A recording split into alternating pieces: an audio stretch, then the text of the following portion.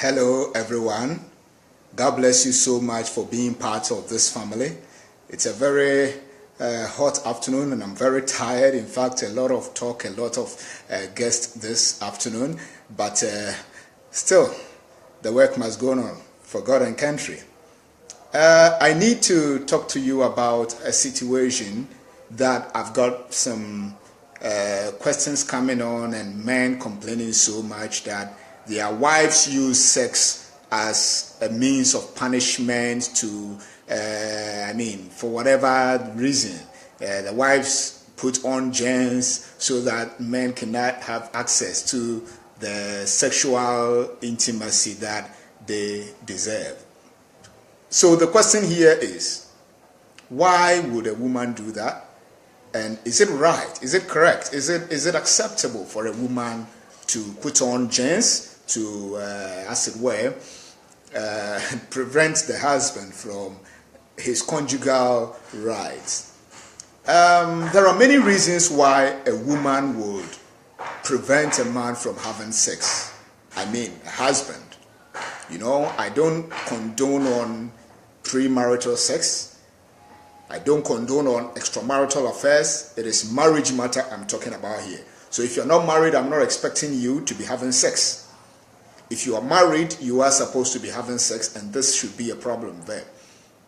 Now, there are many reasons why wife would have a reason not to open up to sex.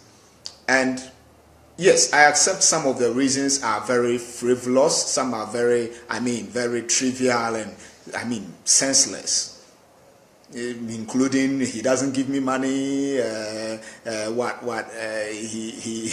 don't know, so many stuff, that excuses that women give. And one man put this question to me, that would I advise a woman to do that? Yes, I would, on two particular occasions. Now, the only way I would ask a woman, I would recommend for a woman to prevent the husband from sleeping with her is when the husband is a cheat. When the husband has been having affairs with other women, have been sleeping around, then obviously, madam, you need to protect yourself. In as much as you are in marriage doesn't mean you've sold your soul, doesn't mean you've sold your life to the man. It doesn't mean you sold your life to the woman. You need to be You are still in charge of your life. You are still in control of your life. You are still in protective mode of your life. You need to protect your life. You need to safeguard your life. God gave your life as a property to you, and you are going to account for it. And so, you do not, under any circumstance, have to let anyone let you lose your life, whether directly or indirectly. So, if he is sleeping around, which you know, not just by speculation, but you've established that he is sleeping around with other women, then we all know there are sexually transmitted infections, especially sexually transmitted diseases moving around. And if you're not careful, he's going to take sickness from some woman and come to infest you with it. And so, until he decides, until he chooses to stick by only one woman, until he chooses to stop that situation, I would advise a wife to stay away from sex from such a man. So, if your husband is cheating and he hasn't tested, he needs to get tested.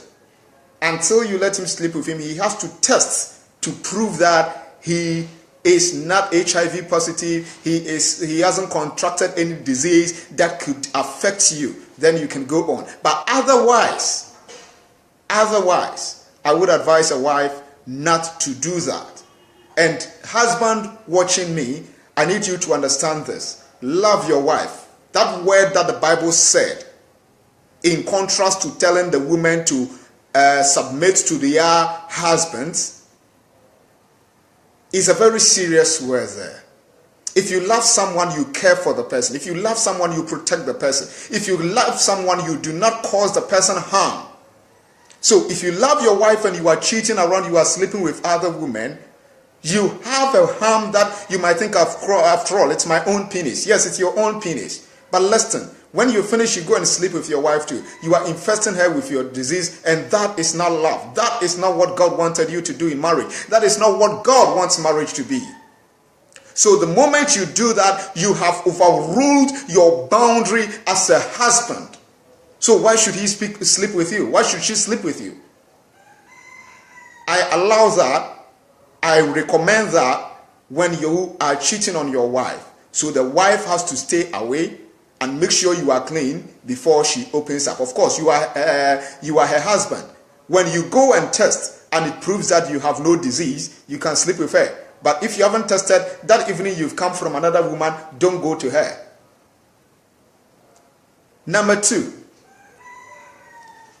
the other reason I would recommend a woman to put on jeans is when you are being abusive. The husband is being abusive. And there are some men that abuse a woman, but when it comes to sex, when they want to sex, they just cover up and start playing nice to the woman. That is not marriage. Never, never. That is not marriage. If you respect a woman, if you honor a woman, if you adore a woman, you adore her fully, not only her vagina. So if you want that woman, want her holy, if you love her wholly, the totality of her, the multitudinousness of who she is, that primitive mentality should go away. You would beat her, but then you would want to have intimacy with her. If you are intimate with someone, you do not hurt the person. If you are intimate with someone, you do not cause the person pain.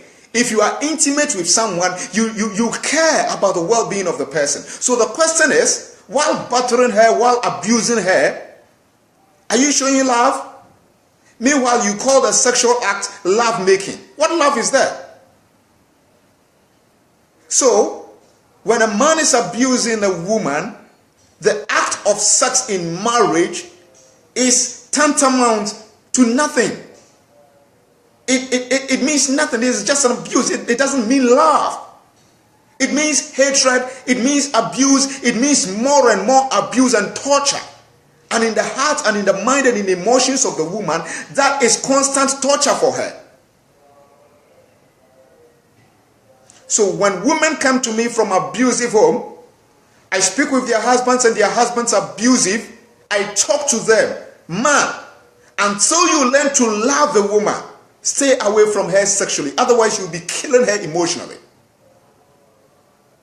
Now, apart from these situations, a woman has nothing on to say, I won't let my husband have sex with me. No.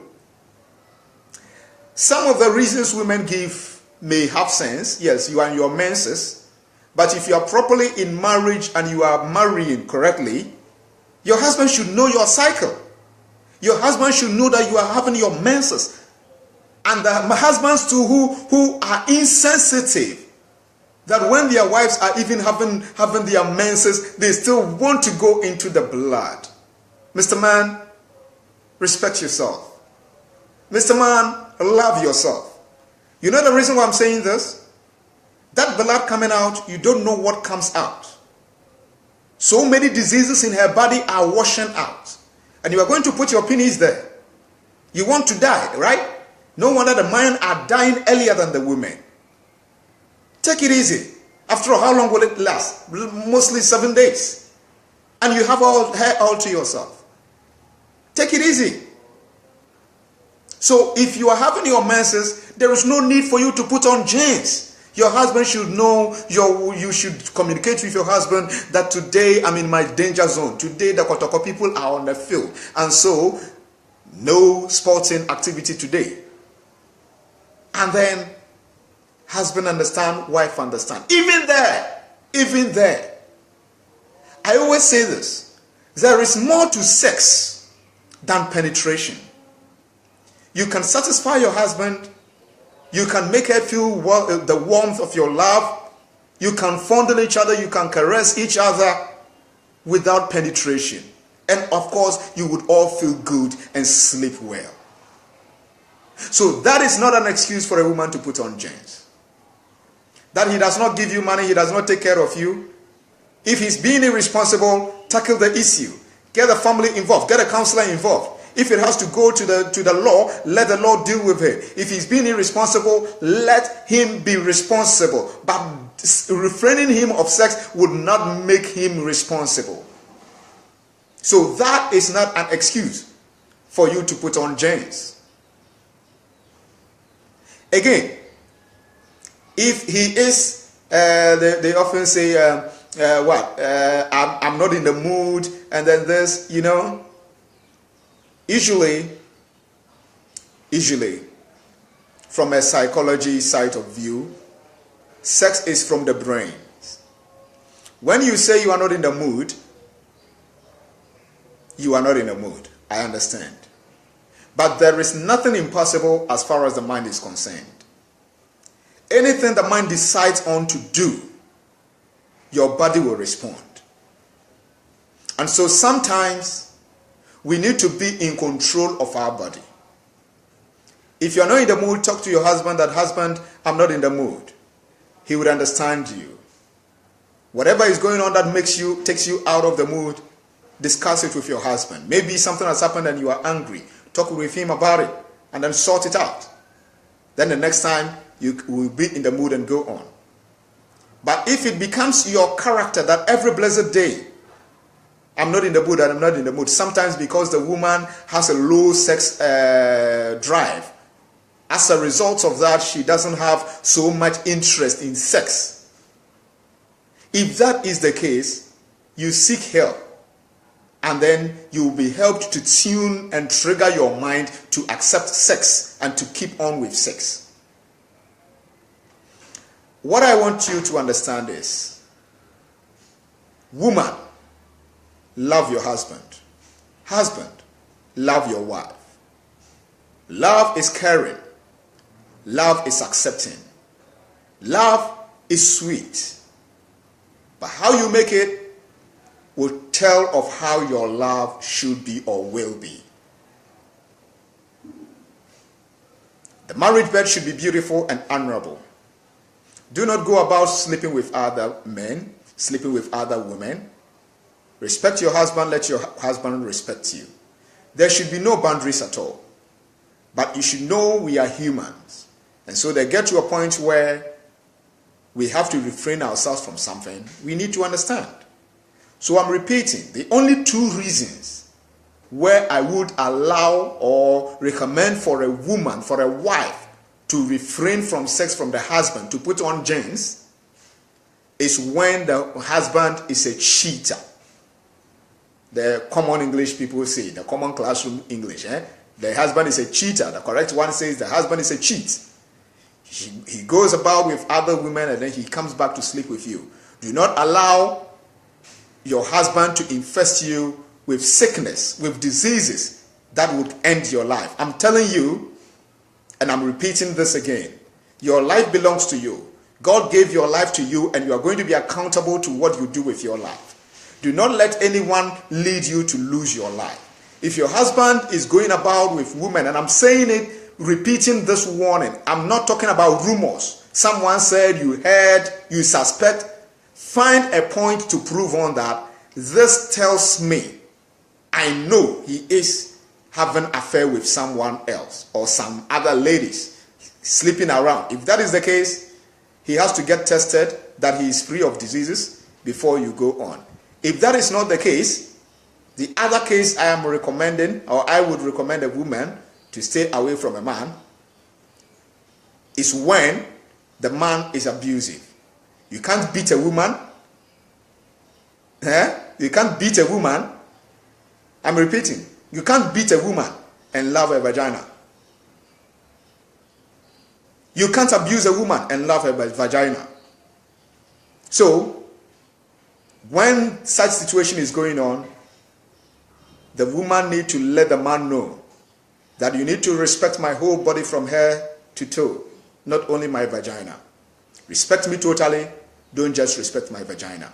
Apart from that, a woman has no reason to refrain herself or limit the husband, or as it were, abuse the husband from his conjugal right. The same way the husband does not have any reason to refrain from giving the wife her conjugal right.